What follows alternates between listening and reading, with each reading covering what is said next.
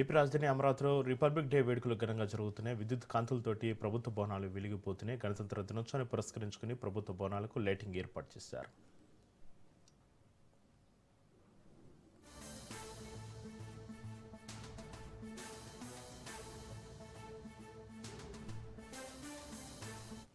యాచరులో drunk and drive నిర్వహిస్తున్న SA మధును car ఢీకొట్టింది. తనిఖీలు చూస్తున్న సమయంలో ఎస్ఏ మధును ఒక కారును అడ్డగించే ప్రయత్నం చేశారు. కారును నిలిపే ప్రయత్నంలో కారు దూసుకొచ్చింది. దీంతో ఒక్కసారిగా కారు బ్యానెట్ పైన ఎస్ఏ మధు పడిపోయాడు. సుమారు 400 మీటర్ల వరకు హైదరాబాద్ వైపు దూసుకెళ్లాడు.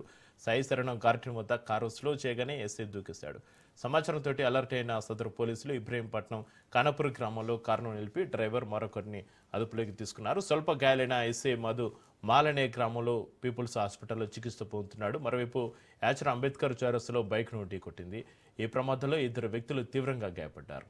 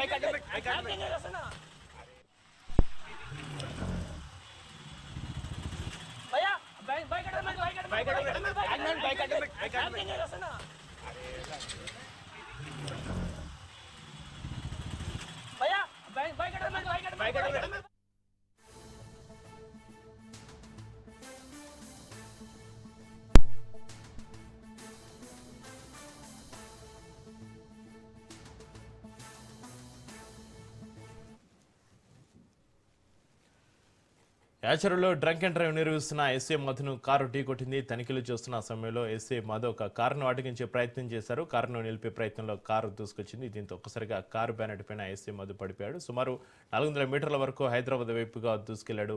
సాయి శరణం గార్డెన్ వద్ద కారు స్లో చేయగానే ఎస్ఏ దూకేశాడు. ఇక ఇదే అంశానికి సంబంధించి మరింత సమాచారాన్ని మా ప్రతినిధి పవన్ ఫోన్లలో అందిస్తారు. పవన్, యాచారం వద్ద డ్రంక్ అండ్ డ్రైవ్ నిర్వహిస్తున్న ఎస్ఐ మధును కారు ఢీకొట్టి దాదాపు హైదరాబాద్ వైపు 400 మీటర్లు కూడా అతన్ని దూసుకెళ్లిన పరిస్థితి చూస్తున్నాము. దీంతో ఒక్కసారిగా అతను కారు స్లో అయిన వెంటనే బారెట్ పై నుంచి కూడా కిందకు దూకేసిన పరిస్థితి చూస్తున్నాం. అంటే కారులో ప్రయాణిస్తున్న ఇద్దరిని కూడా అదుపులోకి తీసుకున్నారు. సాయి కిరణ్ తో పాటు ఇంకో మరో వ్యక్తిని కూడా అదుపులోకి తీసుకొని విచారణ కొనసాగిస్తున్నారు. అంతేకాకుండా ఇబ్రహీంపట్నం ఖానాపూర్ గ్రామం వద్ద కూడా ఒక వ్యక్తికి ద్విచక్ర వాహనంపై వెళ్తున్న వ్యక్తికి ఢీకొట్టడంతో అతనికి ఇది కూడా ఫ్రాక్చర్ అయింది. మొత్తానికి ఇద్దరిని కూడా అదుపులోకి తీసుకున్నారు. అసలు కారు ఆపిన ఎందుకు కారు ఆపకుండా వెళ్ళిపోయారు, దీని వెనక ఏం జరిగింది అనే దానిపైన కూడా పోలీసులు ఆరా తీసిన పరిస్థితి చూస్తున్నాము. మరోవైపు పోలీసులు కూడా కేసు కూడా నమోదు చేశారు. అయితే విధులకు ఆటంకం కలిగిస్తున్న ఒక ఉద్దేశంతో దీనికి సంబంధించి పోలీసులు కూడా కేసు నమోదు చేసి కారుతో పాటు ఇద్దరిని కూడా అదుపులోకి తీసుకొని విచారణ కొనసాగిస్తున్నారు. అయితే ఇదంతా కూడా దీనికి సంబంధించి ఆ లోతుగా దర్యాప్తు జరపాలి. ఎందుకంటే వారు డ్రంక్ అండ్ డ్రైవ్ ఉన్నారా, లేకపోతే ఇంకా ఏదైనా అసాంఘిక కార్యకలాపాలకు పాల్పడుతున్నారా అనే దానిపైన కూడా విచారిస్తున్నాము. ఎందుకంటే పోలీసులు ఆపమన్నా ఎందుకు ఆపలేకపోయారు వెహికల్, అంతేకాకుండా పోలీసులపైకి దూసుకెళ్లడం దానిపైన కూడా పోలీసులు చాలా సీరియస్ గా ఉన్నారు. అయితే పూర్తిగా దర్యాప్తు అనంతరము వివరాలు చెప్తామని చెప్పి మరోవైపు పోలీసులు కూడా చెప్తున్న పరిస్థితి కనిపిస్తుంది. పవన్, ఈ మధ్యకాలంలో డ్రంక్ అండ్ డ్రైవ్ టెస్టులో హిట్ అండ్ రన్ ఘటనలు నిత్యం చోటు చేసుకుంటున్నాయి. ఇలాంటి వారిపైన ఎలాంటి చర్యలు తీసుకునే అవకాశం ఉంది పవన్? అంటే చాలా రోజుల నుంచి కూడా పోలీసులు డ్రంక్ అండ్ డ్రైవ్ నిర్వహిస్తారు, కొన్ని స్పెషల్ డ్రైవ్స్ కూడా నిర్వహిస్తారు. అంటే కొంతమంది తాగిన మత్తులో కేసు నుంచి తప్పించుకోవడానికి కూడా పోలీసుల పైకి దూసుకున్న పరిస్థితి కూడా చూస్తున్నాము. ఇలాంటి ఘటనల పైన పోలీసులు చాలా సీరియస్ గా ఉన్నారు. ఎందుకంటే ఇలాంటి ఘటనలో ఎవరైనా పాల్పడితే మాత్రం వారికి కఠిన చర్యలు తీసుకుంటామని చెప్పి గతంలో చెప్పినా కూడా వాటన్నిటిని కూడా పోలీసులు చెప్పిన హెచ్చరికలు పట్టించుకోకుండా ఇలా చేయడం పట్ల పోలీసులు కూడా చాలా సీరియస్ గా ఉన్నారు. ఎందుకంటే డ్రంక్ అండ్ డ్రైవ్ వల్ల ఇతర ప్రాణాల హాని ఉంటుంది కాబట్టి ఎవరు కూడా తాగి బండ్లు నడపరాదు, వాహనాలు నడపరాదు అని చెప్పి కూడా చాలా సార్లు చెప్పిన నేపథ్యంలో ఇలాంటి యొక్క చెకింగ్ నేపథ్యంలోనే ఎస్ఐ పైకి కారు తీసుకెళ్లడం దానిపైన కూడా చాలా సీరియస్ గా ఉన్నారు. వీరిపైన కేసు నమోదు చేసి ఇన్వెస్టిగేషన్ చేస్తున్నామని చెప్పి పోలీసులు అంటున్నారు. Right, thank you Pawan.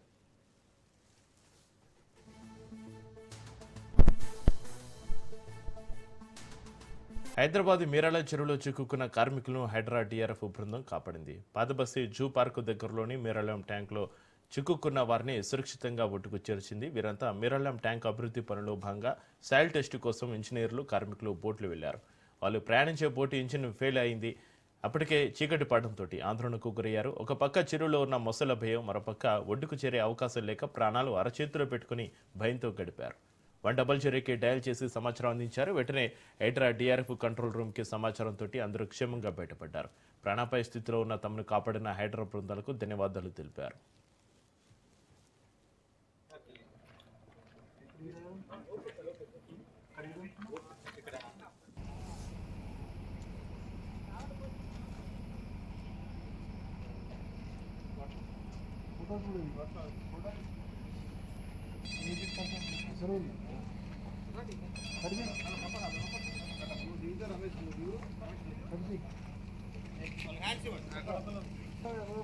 इधर हट जा इधर ठहरो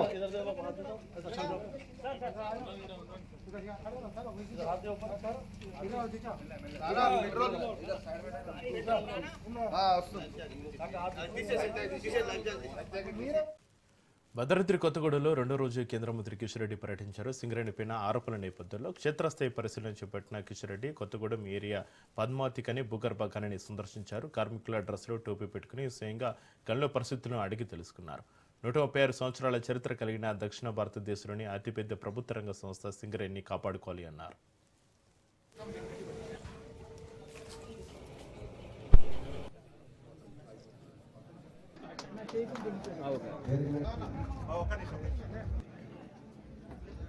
కొత్తగూడెం లో పర్యటనలో భాగంగా PVK 5 underground coal mine ఈరోజు విజిట్ చేయడం జరిగింది. ఈ యొక్క కోల్ మైన్ చాలా పురాతనమైనటువంటి కోల్ మైన్. ఇంకా ఈ మైన్ లో అద్భుతంగా కోల్ ఉత్పత్తి చేసి దేశానికి, మన తెలంగాణకు ఎంతో ఉపయోగంలో తీసుకొస్తున్నారు. ఇక్కడ కార్మికులతో కలిసి మాట్లాడడము, ఈ యొక్క అండర్ గ్రౌండ్ కోల్ మైన్ లో ఉన్నటువంటి సౌకర్యాలు ఏ రకంగా ఉన్నాయి, ఏ రకంగా మైనింగ్ జరుగుతూ ఉంది, వీటన్నిటి పట్ల కార్మికులను కలిసి తెలుసుకునేటువంటి ప్రయత్నం చేస్తా ఉన్నాం. అందులో భాగంగానే విజిట్ చేయడం జరిగింది. ముఖ్యంగా సింగరేణికి సంబంధించి అద్భుతమైనటువంటి 136 సంవత్సరాల చరిత్ర ఉంది. ఇది దక్షిణ భారతదేశంలోనే ఒక మంచి కోల్ కంపెనీ. ముఖ్యంగా తెలంగాణ, ఆంధ్రప్రదేశ్ ఉమ్మడి రాష్ట్రం ఉన్నప్పుడు, అదేవిధంగా తెలంగాణ, ఆంధ్రప్రదేశ్ విడిపోయిన తర్వాత తెలంగాణ రాష్ట్రానికి వెన్నెముక లాంటిది ఈ యొక్క సింగరేణి కోల్ మైన్.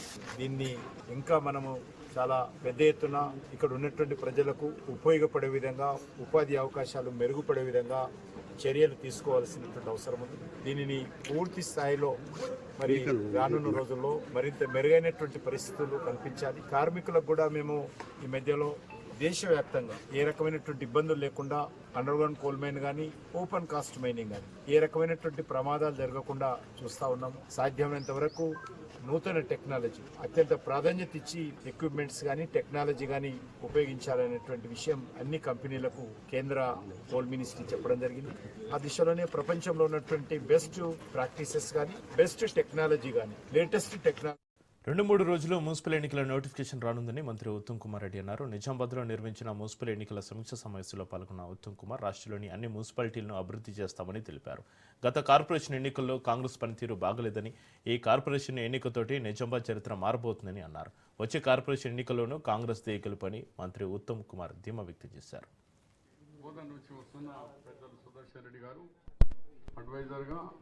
అలాగే నగేశ్వర రెడ్డి గారు, మా తాయర్ బిన్ హమ్దాన్ గారు రోడ్స్, డ్రైనేజ్ ఇవన్నీ కూడా చేసుకుని గతంలో 10 సంవత్సరాలు ఏం జరగాలి ఈ టౌన్లో. ఇక్కడ మంచి ఒక అంటే లంగ్ స్పేస్ కొరకు ఒక పార్కు, తర్వాత ఒక స్పోర్ట్స్ కాంప్లెక్స్, ఒకటి ప్రపోజల్ పంపించాను, ఒకటి రింగ్ రోడ్ నిజామాబాద్. తర్వాత దీని రాష్ట్రంలో మున్సిపల్ ఎలక్షన్స్ రానున్నాయి. ఇక 2, 3, 4 రోజుల్లో ఎలక్షన్ నోటిఫికేషన్ వచ్చి నామినేషన్స్ ప్రక్రియ మొదలవుతుంది. ఫిబ్రవరి 2వ వారంలో పోలింగ్ డేట్ ఉంటుంది. రాష్ట్ర వ్యాప్తంగా అన్ని మున్సిపల్ కార్పొరేషన్స్, అన్ని మున్సిపాలిటీస్. తెలంగాణ రాష్ట్రంలో కొన్ని ముఖ్యమైన విషయాలు మన కాంగ్రెస్ ప్రభుత్వం గురించి నేను వివరించాల్సిన సందర్భం ఇది. నిజామాబాద్ మున్సిపల్ కార్పొరేషన్తో సహా రాష్ట్రంలో ఉన్న అన్ని మున్సిపల్ కార్పొరేషన్స్, అన్ని మున్సిపాలిటీస్కి మరి ఎక్కువ నిధులు కేటాయించి అర్బన్ ఏరియాస్ అన్నిటినీ ఒక నెక్స్ట్ లెవెల్ డెవలప్మెంట్ తీసుకుపోవడానికి మన కాంగ్రెస్ ప్రభుత్వం ముందుకు పోతుందని చెప్పి నేను మనవి చేస్తున్నా. నిజామాబాద్ అర్బన్లో నిజామాబాద్ మున్సిపల్ కార్పొరేషన్లో కూడా నిరుపేదలందరికీ సన్నబియ్యం ఇచ్చేది కాంగ్రెస్ ప్రభుత్వం, కాంగ్రెస్ పార్టీ. మన చేతి గుర్తనే విషయం ప్రతి ఒక్కరు గుర్తుపెట్టుకోవాలి. అర్హులైన వాళ్ళందరికీ కూడా 10 ఏళ్ల పాటు టీఆర్ఎస్ ప్రభుత్వంలో కొత్తగా రేషన్ కార్డు ఇవ్వలేదు. మన కాంగ్రెస్ ప్రభుత్వం వచ్చిన తర్వాత అర్హులైన వాళ్ళకి, మిగిలిపోయిన వాళ్ళందరికీ కూడా రేషన్ కార్డులు ఇచ్చినాం. నిజామాబాద్ మున్సిపల్ కార్పొరేషన్లో కొత్త అర్హత ఉండి కొత్త రేషన్ కార్డు రాని వారు ఎవరైనా ఉంటే, అదేవిధంగా పాత రేషన్ కార్డులో కుటుంబ సభ్యులు చేర్పించాలంటే ఇప్పుడు కూడా చేర్పిస్తామని చెప్పి, కొత్త రేషన్ కార్డు ఇస్తామని చెప్పి సభాముఖంగా నేను మనవి చేస్తున్నాను. ఈ నెల 28వ తేదీ నుంచి పార్లమెంటరీ బడ్జెట్ సమావేశాలు నిర్వహిస్తున్న నేపథ్యంలో సీఎం చంద్రబాబు నాయుడు అధ్యక్షతన ఏపీ టీడీపీ పార్లమెంటరీ సమావేశం నిర్వహించారు. పార్లమెంట్లో రాజధాని, రాయలసీమ ప్రాజెక్టులపైన చర్చించేలా పలు సూచనలు సీఎం చంద్రబాబు చేశారని ఎంపీ బైరెడ్డి సబ్రి తెలిపారు. గత ప్రభుత్వంలో శాంతి భద్రతలకి విఘాతం కలిగించేలా చేశారని ఆమె ఆరోపించారు. రాష్ట్రంలో అభివృద్ధి జరుగుతుంటే వైసీపీ అనేక విధాలుగా ఆటంకాలు సృష్టిస్తున్నారని అంటున్న ఎంపీ సబరితోటి మా ప్రతినిధి సంతోష్ ఫేస్ టు ఫేస్. 28 నుంచి పార్లమెంట్ బడ్జెట్ సమావేశాలు జరుగుతున్నటువంటి నేపథ్యంలోనే సీఎం చంద్రబాబు నాయుడు అధ్యక్షతన టీడీపీ పార్లమెంటరీ సమావేశాలు అనేది నిర్వహించడం జరుగుతోంది. ప్రస్తుతం ఎంపీ బైరెడ్డి సబరి గారు ఉన్నారు, వారితో కూడా మాట్లాడదాం. మేడం, ఏం జరిగింది లోపల? ఏ విధంగా పార్లమెంట్ బడ్జెట్ సమావేశాల్లో ఏ విధమైనటువంటి దిశానిర్దేశం చేశారు? చంద్రబాబు నాయుడుతో పాటు మంత్రి నారా లోకేష్ సైతం కూడా మీతోటి దిశానిర్దేశం సూచించినట్టు కూడా తెలుస్తోంది. ఏ విధంగా? ఈరోజు బడ్జెట్ సమావేశాలు మాకు 28వ తేదీ నుంచి ఉన్నాయి. ఎంతో ముఖ్యమైన సమావేశాలు ఇవి. కాబట్టి ఈ బడ్జెట్ సమావేశాలు సరిగ్గా ఉపయోగించుకోవాలి. మనము ఇంకా ఏమన్నా నిధులు అడగచ్చా, లేకపోతే ఏమన్నా పెండింగ్ నిధులు ఉన్నాయా? ప్రతి ఒక్క డిపార్ట్మెంట్, హెల్త్ అయితేనేమి, ఎడ్యుకేషన్ అయితేనేమి, ఇరిగేషన్, ప్రతి ఒక్క డిపార్ట్మెంట్లో మనం ఏం చెయ్యొచ్చు ఇంకా అనే ఉద్దేశంతో ఈరోజు మాకు ముఖ్యమంత్రి గారు అలాగే లోకేష్ అన్న సూచనలు అయితే చేశారు. ముఖ్యంగా మన రాయలసీమ పైన ఎక్కువ డెవలప్మెంట్ పైన ఎక్కువ ఫోకస్ చేయడం జరిగింది. మన రాయలసీమ ఇరిగేషన్ ప్రాజెక్ట్స్ ఏవైతేనేమి, గోదావరి నీళ్లు తీసుకొని రావడం అయితేనేమి, లేదంటే ఇంకా మనం ఎలా దీన్ని ఎన్హాన్స్ చేయొచ్చు ఇరిగేషన్ ప్రాజెక్ట్స్ని. అట్లాగే రాయలసీమను ఒక హార్టికల్చర్ హబ్, హార్టికల్చర్ చాలా బాగా ఉంది కాబట్టి ఆ ఒక హార్టికల్చర్ హబ్గా ఎలా మనం నిధులు తీసుకురావచ్చు అనే విధంగా ముందుకెళ్ళాము. అట్లాగే అమరావతి బిల్ ఏదైతే ఉందో అది అమరావతి పైన డిస్కషన్ అయితే నడిచింది. ఖచ్చితంగా ఈసారి చర్చల్లో అయితే అమరావతి పైన ఉంటుంది. మేడం, ఒక పక్క వైసీపీ వాళ్ళు మాత్రం ఏదైతే రాష్ట్రంలో శాంతి భద్రతలో విఘాతం కలిగించేలాగా ఇటు టీడీపీ కూటమి ప్రభుత్వం ప్రయత్నిస్తుంది, అదేవిధంగా రెడ్ బుక్ రాజ్యాంగాన్ని తీసుకొచ్చారంటూ కూడా అక్కడ ఎంపీలకి అయితే కనుక వైసీపీ ఎంపీలకి అయితే దిశానిర్దేశం చేసినట్టు కూడా తెలుస్తుంది. వారికి సంబంధించి డిఫెన్స్ ఏ విధంగా? నేను అదే చెప్తున్నా, వీళ్ళకు ఎంతసేపు భయంతో కూడిన రాజకీయం చేస్తున్నట్టున్నారు. వీళ్ళు రెడ్ బుక్ గురించి మాట్లాడుతున్నారు, క్రైమ్ గురించి మాట్లాడుతున్నారు. నేనే ఒక ఉదాహరణ, నా పైన కేసులు పెట్టలేదా? ఆనాడు లోకల్ బాడీ ఎలక్షన్స్కి నేను తిరుగుతున్నానని చెప్పి అట్రాసిటీ కేసులు నా పైన ఫైల్ చేశారు. మరి ఆనాడు ఏమైంది? ఈరోజు ఇంకా రెడ్ బుక్ రాజ్యాంగం అని రెడ్ బుక్ అంటున్నారు. లోకేష్ అన్న ఇంకా రెడ్ బుక్ తెరవలేదు. తెరిచినప్పుడు ఇంకా వీళ్ళ భయం ఎట్లుంటుంది? నాకు ఒకటే, ఇది చెయ్యాలి, మీరు రాజకీయం చెయ్యాలి అనుకుంటే ముందు ఎలా గెలవాలి అని ఆలోచన చేయండి. కానీ అంతేగాని ఇక్కడ అందరినీ ఒక రాష్ట్రాన్నే భ్రష్టు పట్టించి ఇంకా జనాలను మోసం చేయాలి, ఇంకా చెయ్యాలి అనే ఉద్దేశంతో చేస్తే ఖచ్చితంగా ఆల్రెడీ జనాలు బుద్ధి చెప్పారు. మళ్ళీ ఇంకా ఫర్ ఎవర్ ఒక పెద్ద స్థాయిలోనే బుద్ధి చెప్తారు. అంటే ఇప్పుడు కూడా చూసుకున్నట్లయితే కనుక దావోస్ పర్యటన అనేది కూడా చేయడం జరుగుతూ ఉంది. ఒక పక్క పెట్టుబడులకు వెళ్తున్నటువంటి నేపథ్యంలోనే మరోవైపు ఈ వైసీపీకి సంబంధించినటువంటి వారు ఈమెయిల్స్ పెడుతున్నారు, రాష్ట్రానికి పెట్టుబడులు రాకుండా అడ్డుకుంటున్నారు అంటూ కూడా చెప్తా ఉన్నారు. దీన్ని ఏ విధంగా? ఇది పిల్ల చేష్టాలు అంటారు మా రాయలసీమ భాషలో. పిల్ల చేష్టాలు ఏంటంటే, ఒక రాష్ట్రానికి పెట్టుబడులు వస్తున్నాయి అంటే జీర్ణించుకోలేక, ఓర్వలేక ఈరోజు మొత్తం ప్రపంచ దేశాలే మన ఆంధ్ర రాష్ట్రం వైపు చూస్తుంది. ముందు భారతదేశం వైపు చూసేది, ఇప్పుడు భారతదేశం కాదు ఆంధ్ర రాష్ట్రం వైపు చూస్తున్నారు. ఎక్కడ దావోస్లో మొన్న వెళ్ళినప్పుడు నాకు వచ్చిన ఇన్ఫర్మేషన్ ఏంటంటే, ఫస్ట్ ఆంధ్రప్రదేశ్ ఎక్కడ ఉంది అని వెతుక్కొని మరి కంపెనీలు లేకపోతే పెట్టుబడులు ఏవైతే పెట్టాలనుకున్నారు ప్రతి ఒక్కరు కూడా మన రాష్ట్రం వైపు చూస్తున్నారు. ఆనాడు మరి 5 సంవత్సరాలు మీ పాలనలో ఎన్ని పెట్టుబడులు తీసుకొచ్చారు? ఉన్న కంపెనీలను పంపించేశారు. మరి ఎన్ని పెట్టుబడులు తీసుకొచ్చారు? వాళ్ళు చేతకాక ఈరోజు మేము చేస్తూ ఉంటే, ఈరోజు కష్టపడుతుంటే ఒక ముఖ్యమంత్రిగా మరి దావోస్కి ఆ రోజు ఎల్లుండొచ్చు కదా. ఆయన అమర్నాథ్ గారు అనుకుంటా చలి ఉంది మేము దావోస్కి వెళ్ళలేదు అని అంటారు. మొన్న మళ్ళా ఏదో మాట్లాడతారు వచ్చి.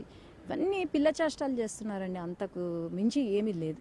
ఈరోజు సంతోషపడాల్సిన అవసరం అయితే ఉంది.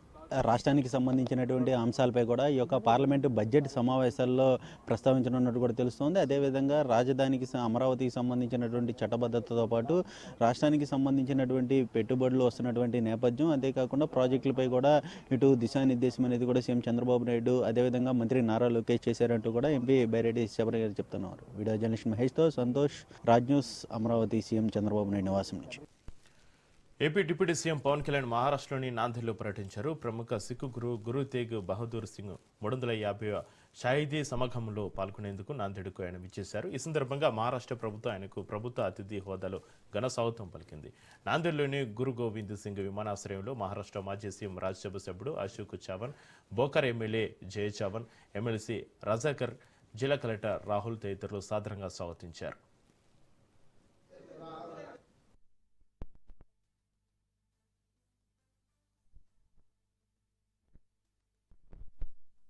రోడ్డు భద్రత, ఆన్లైన్ బెట్టింగ్లపైన యువకులకు అవగాహన కల్పించేందుకు ఒక యువకుడు సాహసం చేశాడు.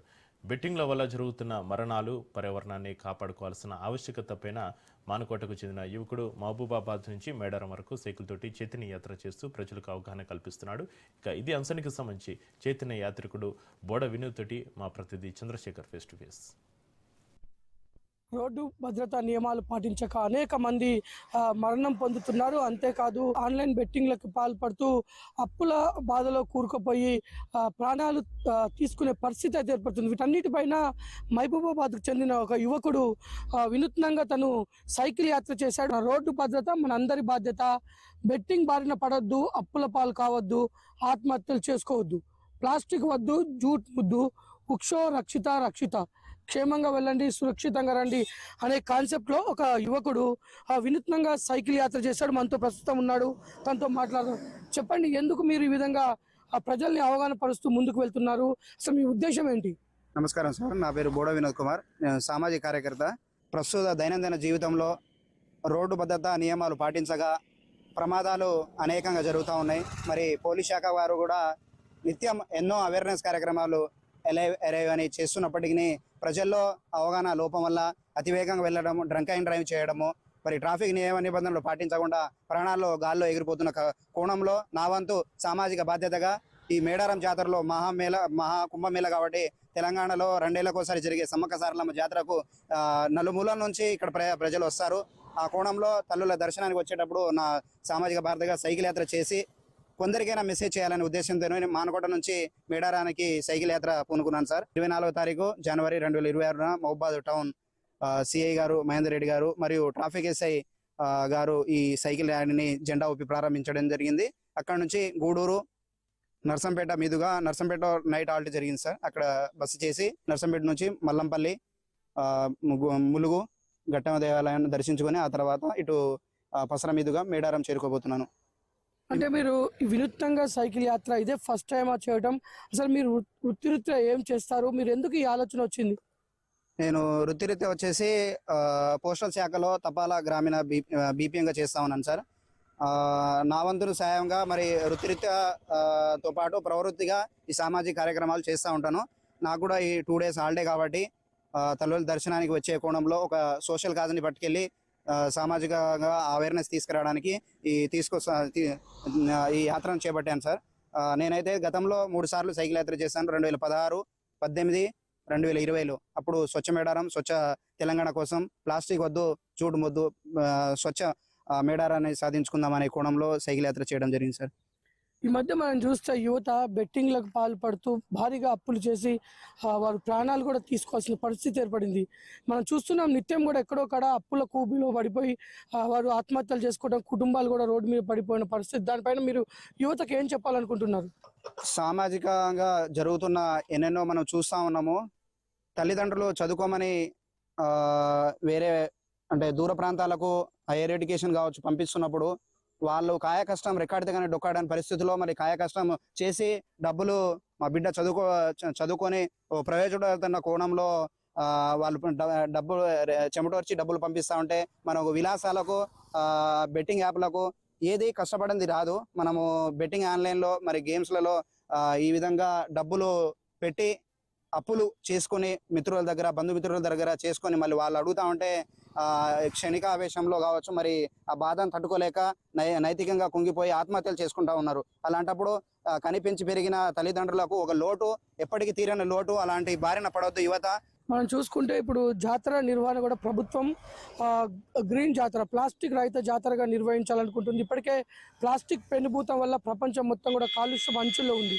దీనిపైన మీరు ఎలాంటి కార్యక్రమాలు చేస్తున్నారు? ప్రజలను ఏ విధంగా అవగాహన పరుస్తున్నారు? ప్లాస్టిక్ కాకుండా పేపర్తోనే వాడే వస్తువులని విరిగా వాడాలా. జాతరకు వచ్చే భక్తులు కూడా తమ వెంట స్టీల్ గ్లాసులు, ప్లేట్లు తీసుకొచ్చి స్వచ్ఛ మేడారంలో భాగంగా వాటినే ఉపయోగిస్తే మంచిది. ఎందుకంటే ఈ ప్లాస్టిక్ వినియోగం వల్ల ఈ ప్లాస్టిక్ భూతం అనేది చాలా ఏళ్ల వరకు కూడా ఈ డిగ్రేడబుల్ కాదు, లోపల కరిగిపోదు అన్నమాట. అలాంటప్పుడు రేపటి యువతకు మనం అందించాల్సింది స్వచ్ఛమైన వాతావరణము, స్వచ్ఛమైన ఆరోగ్యము. నేటి బాలలు రేపటి పౌరులు కాబట్టి మన వంతు బాధ్యతగా మనము ఈ పర్యావరణ హాని లేకుండా పర్యావరణ హితమైన వస్తువులను వాడి ఈ స్వచ్ఛ మేడారాన్ని సాధించుకోవాలని కోరుకుంటున్నాను సార్. ఇది ఒక యువకుడు వినూత్నంగా తన సమాజాన్ని అవగాహన పరచాలని ముందుకు రావటం. ఇది మహబూబాబాద్ నుంచి మేడారంకి సైకిల్ యాత్ర చేస్తూ పలు గ్రామాల్లో ఆగి అక్కడ ప్రజలతో కొంత మాట్లాడుతూ అందరినీ అవగాహన పరుస్తూ ముందుకు వెళ్తున్నారు. ముఖ్యంగా ఈ యొక్క రోడ్డు ప్రమాదాల బారిన పడి అనేక మంది మరణించడం, వారి కుటుంబాలకు తీరని శోకం మిగులుతుంది. కాబట్టి రోడ్డు భద్రతా నియమాలు పాటించాలి. అంతేకాకుండా ఈ బెట్టింగ్లు వీటన్నిటిలోకి పాల్పడకుండా ప్రాణాలు తీసుకోకుండా ఉండే విధంగా కూడా యువతకు ఒక సందేశాన్ని ఇస్తున్న ముందుకు కలుస్తున్న పరిస్థితి అయితే ఉంది. కెమెరామెన్ సురేష్తో చంద్రశేఖర్, రాజ్ న్యూస్. పటాన్చెరులో రాజ్ న్యూస్ క్యాలెండర్ను 112 డివిజన్ కార్పొరేటర్ నగేష్ యాదవ్ ఆవిష్కరించారు. అనంతరం రాజ్ న్యూస్ యాజమాన్యానికి, ప్రేక్షకులకు గణతంత్ర దినోత్సవ శుభాకాంక్షలు తెలిపారు.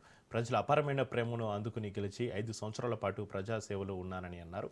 డివిజన్ పరిధిలో మౌలిక వసతుల అందుబాటులో ఉంచడంపైన కార్పొరేటర్గా బాధ్యతలు నెరవేర్చానని అన్నారు. ప్రజల ఆశీర్వాదంతో ముందుగా చేపట్టిన పనులను పూర్తి చేస్తూ ఇప్పటికీ ప్రజల మధ్యనే ఉన్నానని కార్పొరేటర్ నగేష్ యాదవ్ తెలిపారు.